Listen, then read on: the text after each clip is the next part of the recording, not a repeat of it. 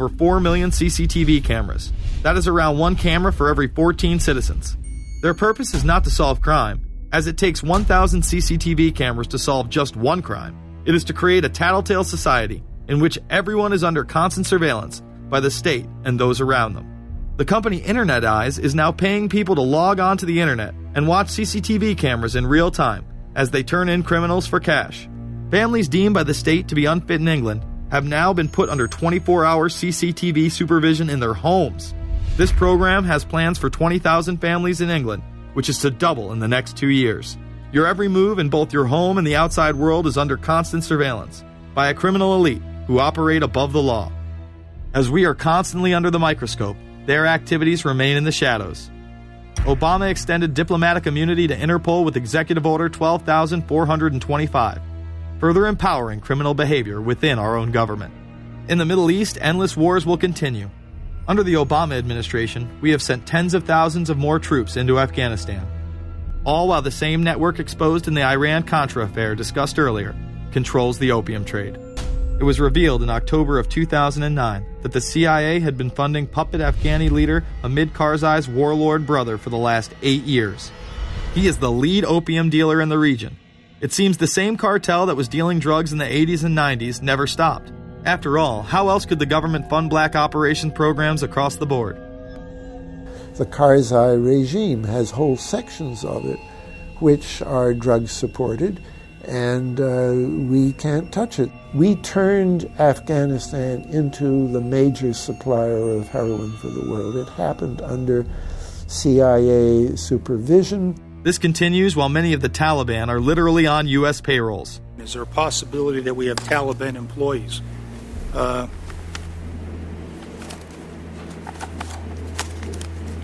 commander in the field, or I should say the COCOM commander, General Petraeus, has made it a conscious effort to, as part of his coin strategy, to hire local nationals. I can't talk in this forum, nor am I the qualified guy to talk about it, but there is no doubt in my mind, one day you're on one side of the ledger, the other day you may be on the other side of the ledger. Biometrics have been instituted in both Afghanistan and Iraq, where individuals are subject to fingerprint devices, iris scanners, and electronic databases to screen local residents as well as DNA tests. This includes anyone within the populace of a combat zone. Someone has to go out there with the biometric registration equipment, take your iris scans, take your scans and get you registered in the system like that. As scary and tyrannical as these systems seem to be, none may be as dangerous as the implantable RFID microchip. Through various pretenses, including terror, security, and entertainment, the chip has been promoted and integrated into society. In 2001, following the 9/11 terrorist attacks, the Jacobs family became the first family to be injected with microchips in front of a live television audience. We have a Florida family who are really pioneers in a brave new world. They have volunteered to be the first ever to have microchip identification devices implanted into their body. After 9/11, I was really concerned with the security of my family. In 2004, the FDA approved the use of RFID technology to be implanted into human beings. However, studies dating back to the 1990s show the implantable microchip has been linked to cancer in animals, but this has not slowed the agenda of control. In Barcelona, trendies get chips in order to receive VIP status at the exclusive Baja nightclub. A simple swipe of the arm gets them in without a line, and it pays for their drinks too. The Mexican government also chipped employees for security measures in 2004. We were interested today to hear that more than 100 law enforcement officials in Mexico are having microchips implanted in their arms. The chips allow a person to be scanned, sort of like a cereal box at the supermarket checkout.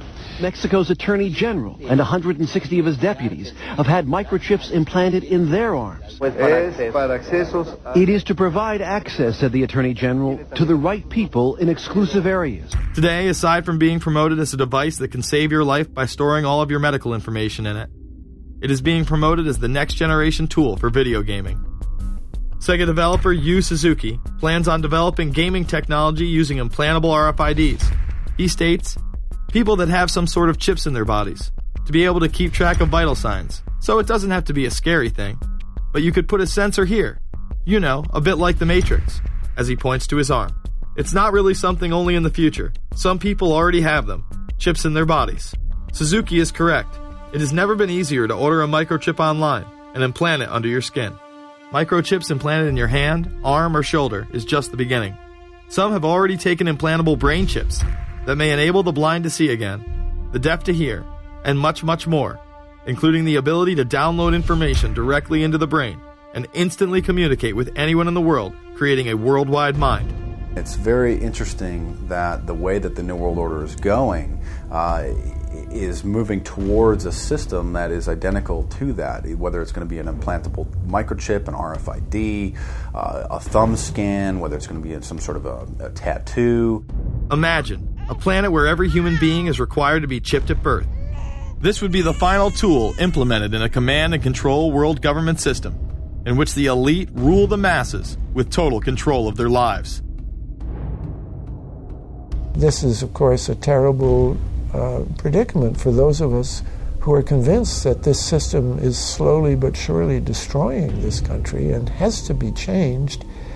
But we can't count on the elected presidents to do it, and we can't count on the elected Congress to do it. We somehow have to mobilize the technological resources of the internet to create some kind of new political force in this country. So is there anything else about the ruling class we should know? Politicians, business leaders, and media figures are often portrayed as pillars of morality while they describe themselves as Christian conservatives. Nothing could be further from the truth. In reality, many of the elite are groomed at a young age to take part in occult rituals. Those who attend Yale are indoctrinated into the Order of Skull and Bones, an elite secret society cloaked as a fraternal order. Yale University is 300 years old this year, and were you to visit its campus, you would see that it still has exotic clubhouses, which look like tombs where Yale's legendary secret societies meet.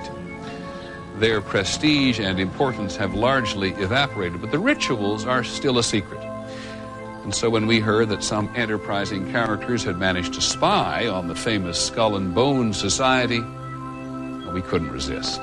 Skull and Bones, people say it's a fraternity at Yale University, but it's really a postgraduate organization. So it was founded in 1832, and it's not like a normal fraternity. People don't pledge. These people choose who they want to come. So they do the recruiting. They recruit 15 people every year, people who they see are going to be powerful people in the future. So they're recruited when they're a junior in college. A lot of these people come from really wealthy and influential families because they know that this person has the resources to then elevate them to a position of power that can benefit the club. The video shows the neophytes, or initiates, kissing a skull, then performing a mock human sacrifice. Horrific screams caught on tape include chants of, "The devil equals death, death equals the devil." True. Famous alums include Senators John Kerry and John Chafee, to name two, cabinet secretaries such as Averell Harriman, and 3 presidents, William Taft, George Bush, and George W. Bush, who's been reluctant to talk about Skull and Bones. Does it still exist? The thing is so secret, I'm not even sure it still exists. Former Skull and Bones